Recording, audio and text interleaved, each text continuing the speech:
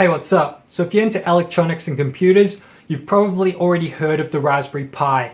It's basically a mini computer with GPIO pins, and it just seems to be one of those things that are hard to avoid if you're into DIY projects.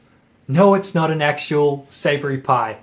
So I actually got a Raspberry Pi Model 3B about a year or two ago with the anticipation that I would learn about it, knowing full well that I would probably put it off for a long time.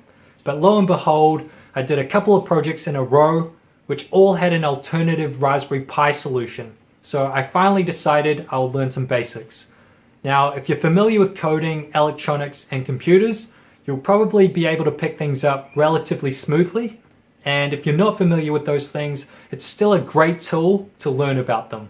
I'll leave some links in the description which I thought were useful.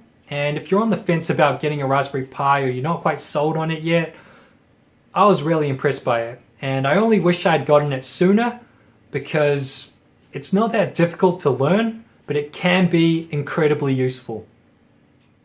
Just for an example of things that it can do, I got the 8 megapixel camera V2 module and set up a basic facial recognition program using the OpenCV plugin.